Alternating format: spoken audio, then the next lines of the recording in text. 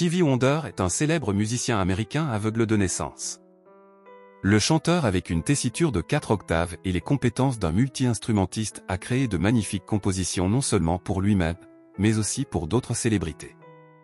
L'artiste fait partie des fondateurs des styles classiques soul et R&B et des innovateurs dans le domaine de l'enregistrement sonore. Enfance et jeunesse. Le futur chanteur est né le 13 mai 1950 à Saginaw dans le Michigan.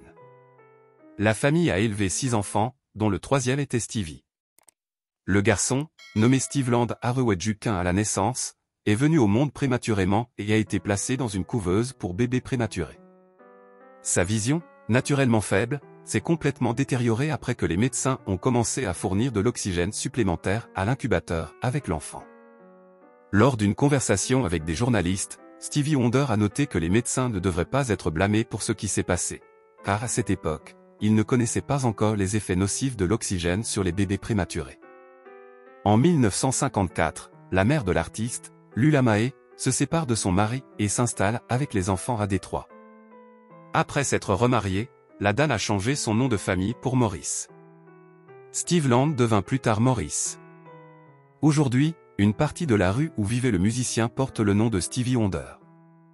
Mais à cette époque, Lula Mae avait peur de laisser Steve Land sortir dans cette même rue, car elle craignait que l'enfant aveugle ne soit pas capable de se débrouiller tout seul. Parallèlement, le parent essayait de trouver des moyens d'aider son fils à s'adapter au monde qui l'entourait. Stevie a appris à se déplacer de manière indépendante et, en outre, selon les rumeurs, il aurait appris à lire et à écrire à l'aide d'un manuel ordinaire dans lequel il cherchait des lettres imprimées. Tout d'abord, l'interprète a reçu un harmonica, puis un piano est apparu dans la maison, sur lequel Stevie a rapidement appris à sélectionner des compositions musicales familières de Ray Charles. Le succès du chanteur aveugle a inspiré Steve Land et l'a poussé vers ses propres réalisations. En plus de pratiquer des instruments, le garçon chantait dans la chorale de l'église. Au début, Steve Land Hardaway Morris fréquentait une école secondaire ordinaire. Cependant, avec le début de sa carrière de concertiste, Stevie Wonder abandonna les cours réguliers. Mais pour obtenir un diplôme, le jeune homme devait fréquenter une école spéciale pour aveugles à un rythme accéléré. Plus tard, lorsque le chanteur a gagné en popularité, des doctorats honorifiques de cette université américaine ont été ajoutés au palmarès de la célébrité. Musique. Un jour, lors d'un service dominical, le surdoué garçon de 10 ans a été remarqué par Gerald White, frère de Ronnie White du groupe Miracle, et l'a invité à auditionner. Stevie a rapidement rencontré le fondateur de Motown Records, Berry Gordy. Le producteur a donné à l'artiste le pseudonyme de Little Stevie Wonder et a signé un contrat en vertu duquel Stevie Land partait en tournée de 4 mois. Avec les musiciens de la Motown, l'artiste en herbe a participé à 94 concerts.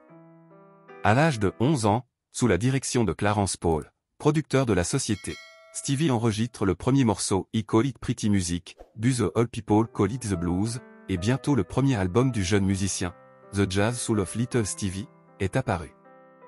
Wonder a essayé de montrer son talent au maximum, démontrant, en plus de ses capacités vocales, sa capacité à jouer de la batterie, des claviers et de l'harmonica.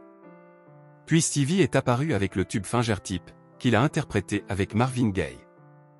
La chanson prend immédiatement la première place des charts pop et R&B. Également en 1963, le disque de concert du chanteur Little Stevie Wonder, The 12 Year Genius, est sorti. Enregistré en direct. Le titre, qui se traduit par Little Miracle Stevie, 12 Year Old Genius, a attiré l'attention des mélomanes.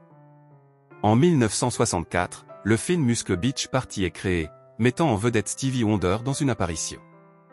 Un an plus tard, le musicien est apparu dans la suite de la franchise, le film Bikini Beach. Des chansons des films ont été incluses dans l'album Stevie at the Beach.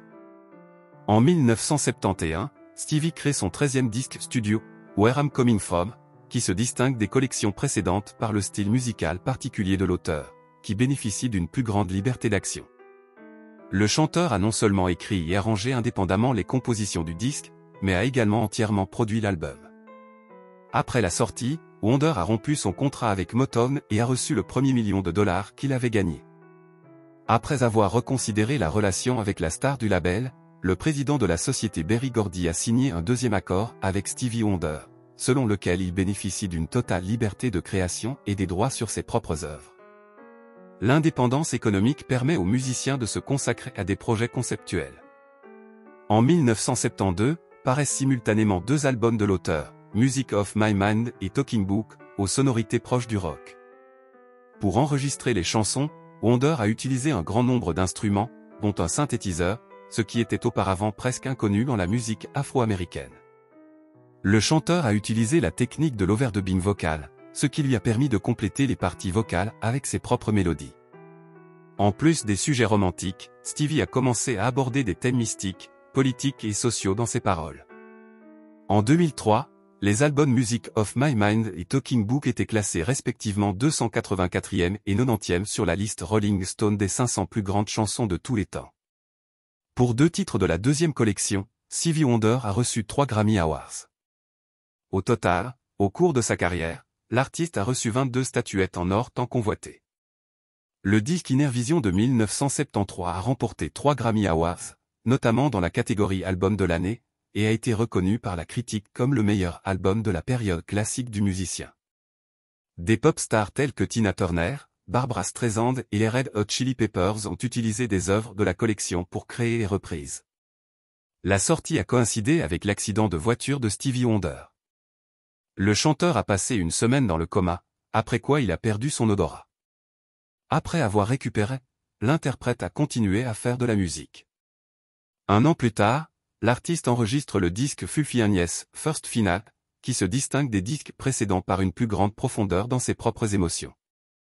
En 1976, paraît le 18e album studio Song in the Key of Life, qui prend la première position dans le classement Billboard 200 et s'avère être le disque le plus rentable parmi les disques créés au cours de la biographie créative de Wonder. En plus des compositions, le disque contient un enregistrement des pleurs de la fille aînée de Stevie. Dans les années 1980, le musicien enregistre 3 albums, Hotter Than Julie, In Square Circle et Character. Au cours de ces années, Stevie Wonder a commencé à travailler en étroite collaboration avec les stars mondiales Paul McCartney, Michael Jackson, Elton John et Julio Iglesias. Au même moment, les premières vidéos du chanteur sortaient. En Russie, le morceau et la vidéo I Just Khaled To Say I Love You étaient particulièrement populaires. Il convient également de noter la composition de 1985 Part-Time Love de l'album In Square Circle. Après avoir écouté le disque, le critique musical John Parrell a noté le talent inné de Wonder pour créer des succès immortels.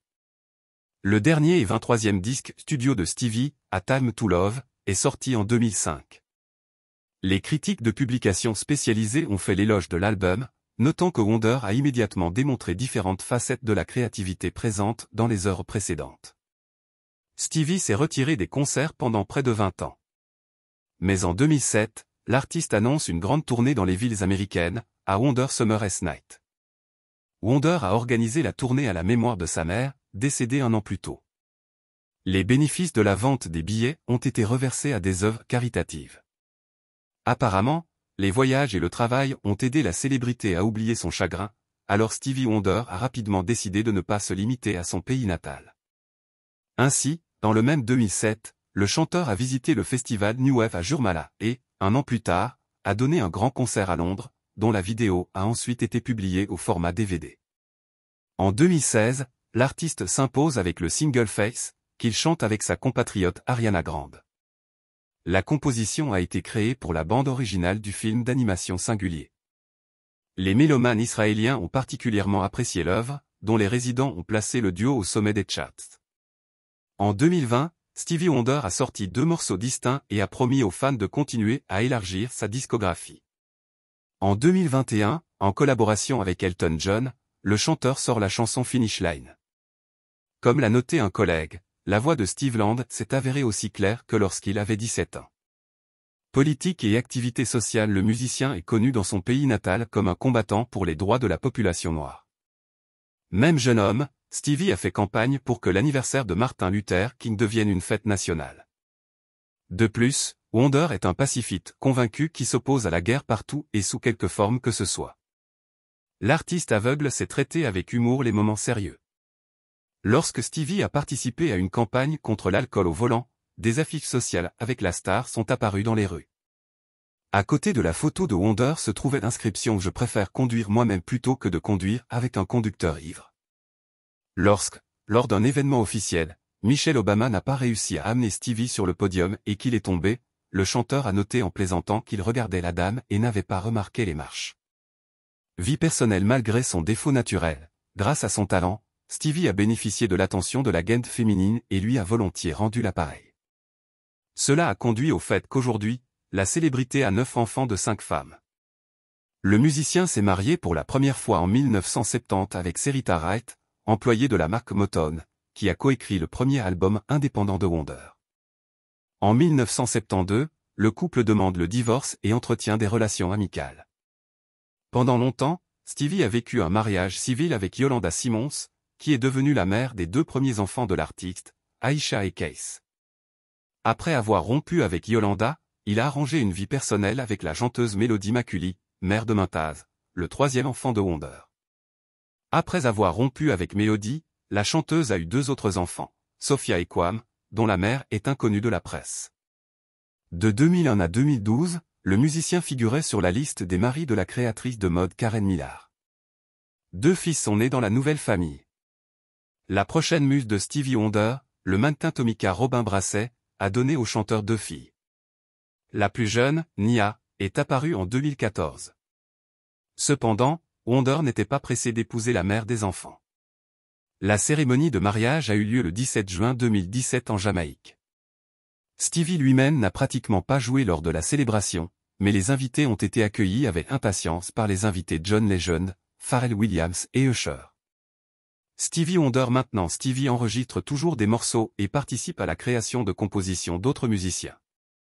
Ainsi, en 2022, Eddie Vedder sort un album où Wonder joue de l'harmonica. L'interprète ne refuse pas les activités de concert et ne se limite pas à un seul continent. Par exemple, les habitants d'Arménie attendent Stevie Wonder lors d'un festival local à Erevan en 2023.